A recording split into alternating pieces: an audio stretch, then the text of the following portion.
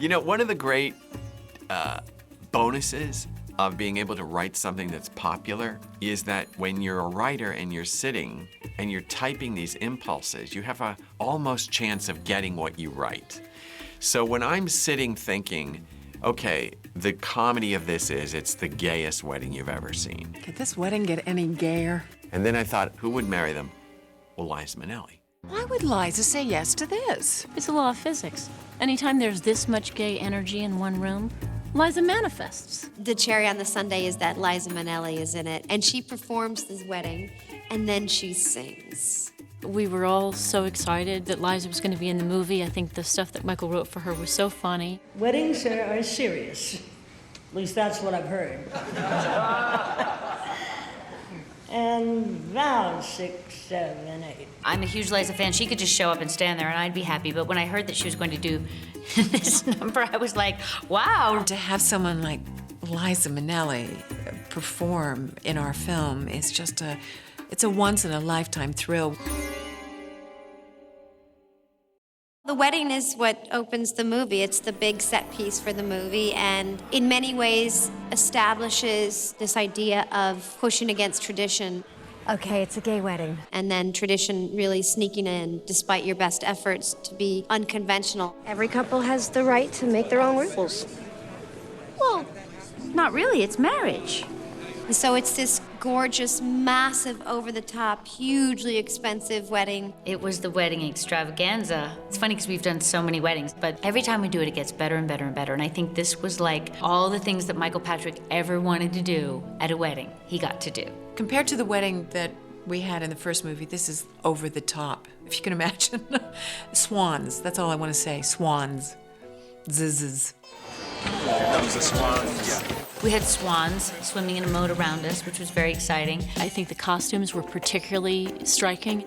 A choir and an orchestra. It's all black and white, and there's lace and gold leaf. Production numbers and lots of extras. 2 camera cranes, and I've never seen anything like it. The whole beginning of the movie, the big wedding, feels to me like an homage to black and white movies of the 30s. Going back to like the Preston Sturges films or the 1930s or 40s big Hollywood soundstage musicals, we took that notion and built a huge exterior Connecticut Inn and did the Stanford and Anthony wedding. As I'm walking down the aisle of my fake wedding, and there's a billion people in the room, and the gay men's chorus is singing, and the orchestra is playing, and then the curtain parts, and oh, of course, and Liza Minnelli walks out as Liza Minnelli. You know, so it was completely ridiculous. This was like weeks together doing this huge wedding on this huge set, and it was really magical. It was something I'll never forget. I and certainly everyone there have been on a lot of sets and have never seen anything like this, ever. It took about 175 people, about 6 weeks to build that set. We had to pre-record, I think, about 4 or 5 songs that our gay men's chorus sings, and we had 20 real Broadway musicians that had to be trained for playback, because you record the music and then you play it back on the set. So the rehearsal for Liza Minnelli, for instance, that took 6 weeks.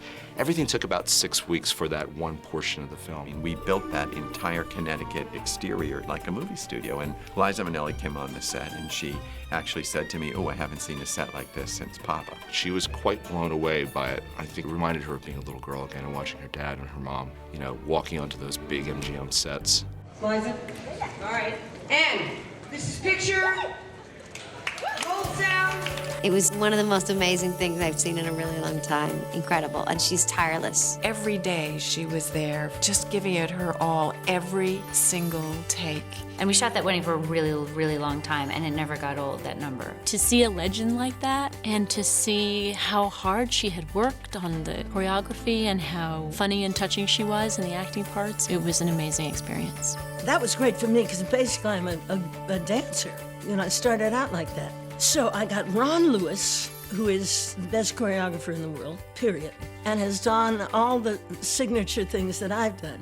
And he did the number not only as a number for me, but we also did a tribute to Beyonce within it. So there's some of her signature steps, but then we break into the, you know, Ron stuff. So it's funny. It's good. We were lucky enough to have Liza. And she did a phenomenal job. I mean, there was at one point where I was like giving her a note right before she sang, and I had out of body experience. I was like, I can't believe this. It's just a joy to do. It's so much fun to work on, you know, because we all keep laughing. That's a cut. That is a cut. So I said, ladies and gentlemen, that's a wrap on Liza Minnelli, and everybody went crazy, and all the girls were there because everybody was at the wedding. And she said, I have a little gift for you. She did a special number for us and for the cast and the crew and all the background that was there. I feel like I know all of you so well. It seems like in 3 days we've been through a lifetime together and made so many friends. And when I was a kid, believe it or not, I was the shyest damn girl you ever seen in your life. But what I used to do was I listened to the records that my parents played. You know, Gershwin and Rodgers and Hart. And I found that if I didn't know what I was feeling, I could find a song. So with Billy Strix's help. And she sang, you know, every time we say goodbye, I die a little. Which is a Cole Porter song, you know. It's a heartbreaking, heartrending song, and of course, people were weeping. It's like the history of Hollywood and entertainment and just what makes you want to go to the movies, embodied in Liza Minnelli, performing at 3 o'clock in the morning. We had 4 swans swimming around that moat of that wedding for a week. They never once even attempted to get out of the moat. And then the swans get up out of the moat and like go at Liza kind of, but they didn't go at her in a scary way. And then they tried to shoo them away and Liza was like, no, no. And she just said, oh, they like music, didn't even stop. And she finished the song. And we were stunned. Thanks, you guys.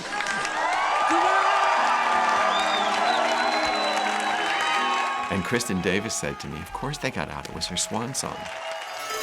It's funny, and it's also touching because of this friendship that everybody has, and because of the friendship that I have with the people in the show that I'm working with. It's great to be a part of it. She was amazing, and she made everybody so happy for a lot of days, and to have her there was really, really special. Good luck.